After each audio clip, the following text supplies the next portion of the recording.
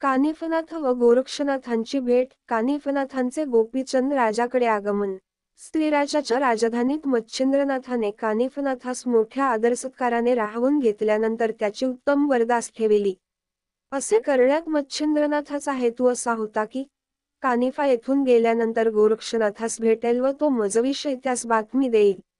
मग तो मला नेण्यासाठी येथे येईल व मला घेऊन जाईल. असे झाल्यास मी या सर्व सुखास मुकेन.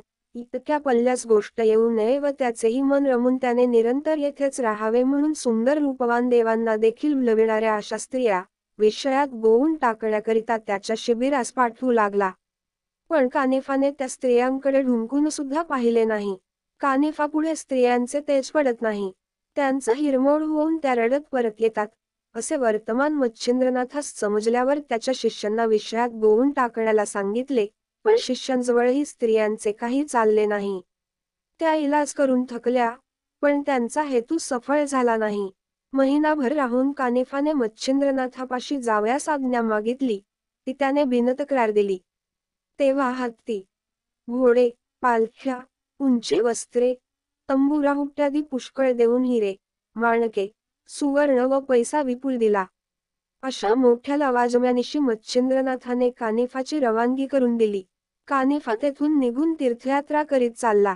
तो जेथे जेथे जाई तेथे तेथे त्याचा उत्तम प्रकारे आदरसत्कार होई.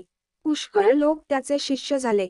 जो तो त्याची वाखाणणी करी व मोठ्या हौसेने दूरदूरचे लोक येऊन आपापल्या गावास मोठ्या सन्मानाने त्यास घेऊन जात.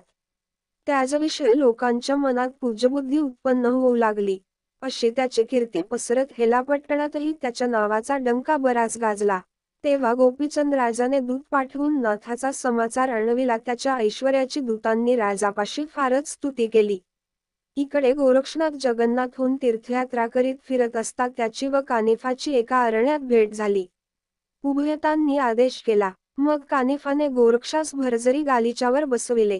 त्यावेळी गोरक्षनाथाची विद्या कशी काय हे पाहावे असे कानिफाच्या मनात येऊन त्याने गोष्ट काढली की त्या पलीकडील आम्रवृक्षावर जी मधुर फळे पक्व झालेली दिसत आहेत, त्यातून थोडीशी आणविण्याचे माझ्या मनात आहे. ते ऐकून गोरक्ष म्हणाला, कशाला इतका खटाटोप? आपल्याला काही गरज नाही.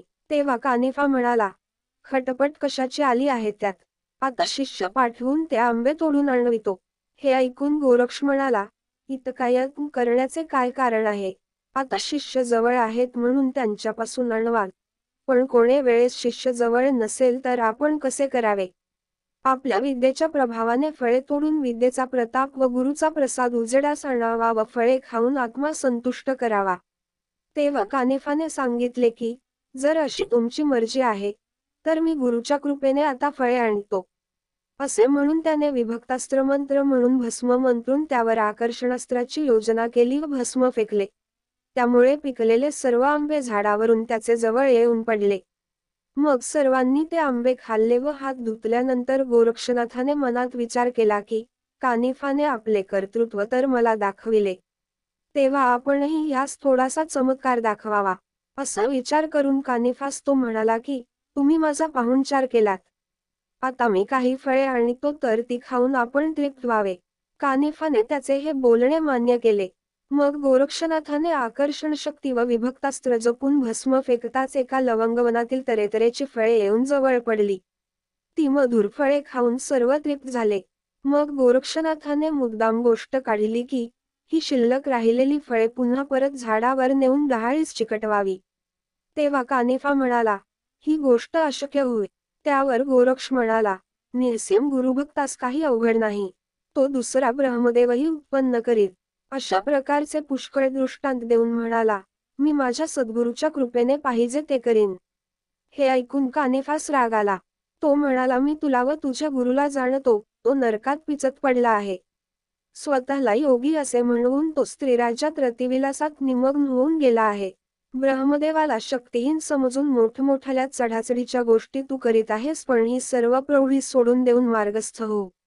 अशा प्रकारचे उपमर्दाचे पुष्कळ भाषण ऐकून घेतल्यावर गोरक्षनाथ म्हणाला, तू भ्रमिष्ठासारखा भाषण करतोस. तुझा गुरु जालंधरनाथ दिनासारखा आज 10 वर्षे घोड्याच्या लिदीत पडला आहे. सुटून जाण्याचे त्याच्या अंगी सामर्थ्य नाही म्हणून कुजतो आहे. गौड बंगाल देशात हेलापट्टणच्या गोपीचंद राजाने वस्तादगिरी करून त्यास खाचेत पुरून वर घोड्याची लीड टाकून अगदी बेमालूम करून टाकिले. शाबास त्या राजाची. माझा गुरु अशा प्रतीचा नव्हे.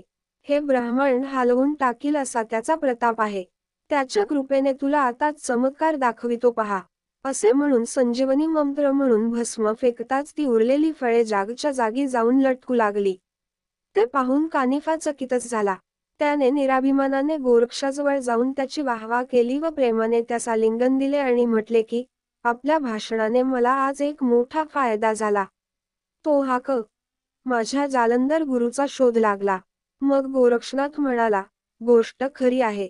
माझ्या योगाने जसा तुला तुझ्या गुरुचा शोध लागला, तसा तुझ्या योगाने माझ्या मच्छिंद्रनाथ गुरुचाही मला शोध लागला. आजचा योग फारच उत्तम आला. असे बोलून त्यांनी एकमेकास नमस्कार केला. मग गोरक्षनाथ स्त्रीराजाकडे व कानिफनाथ हेलापट्टणास चालला.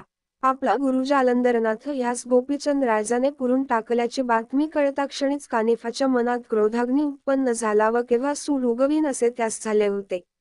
तो आपल्या 700 शिष्यांसह हेलापट्टणच्या अरण्यात येऊन राहिला. कानिफा आल्याची बातमी लागताच गोपीचंद राजाने त्यास सामोरे जाण्याचा निश्चय केला. त्याने कानिफाचा लौकिक ऐकलेला होताच, त्यामुळे अंतःकरणापासून त्यास गुरु करण्याचे राजाच्या मनात भरले होते.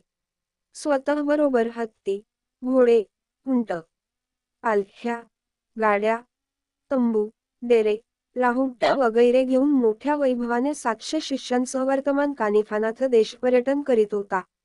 कानिफास नगरात आणावयास राजा आपले 700 सरदार व असंख्य फौजेनिशी मोठ्या दिमाखाने जात असता वाटेमध्ये तो प्रधानास म्हणाला की,